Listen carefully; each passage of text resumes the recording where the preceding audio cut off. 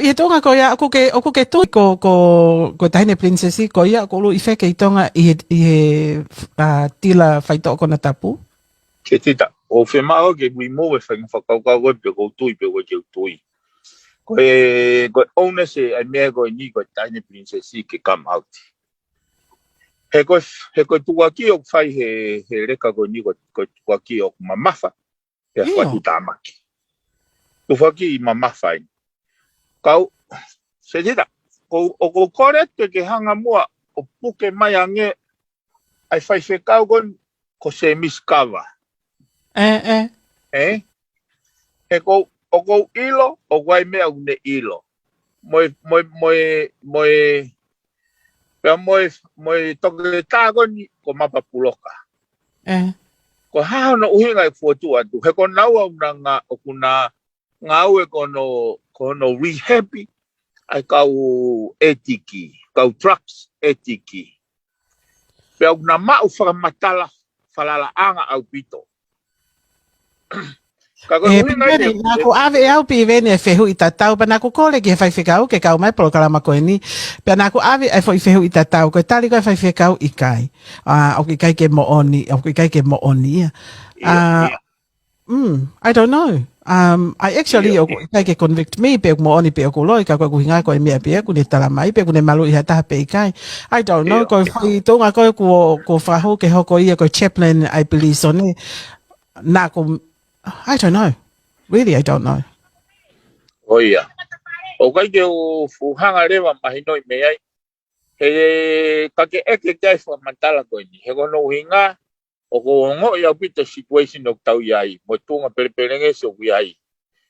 E na fiu whenga jai ke matala noa issue koe ni lately ka koe ke tari mai telefoni. Ka o atau e whakaukau me whamantala me mea ko iloe se kitai. E kono mo ni katoa e umea koe ni.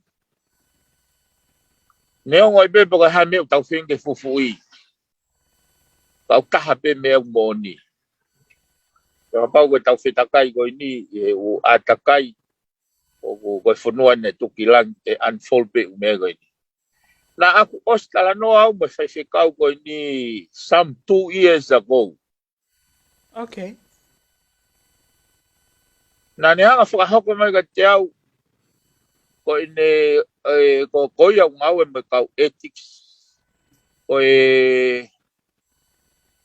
ului wheke ko whewhine. Ai ko kuhinga pia kuia ke tau hanga, ke tau whemahino aki i siu ko ni. Na ne hanga tuku aki, kai ke ne hanga tuku aki, na ne hanga talamai whaako mai ka te au, ko ului wheke ko whewhine.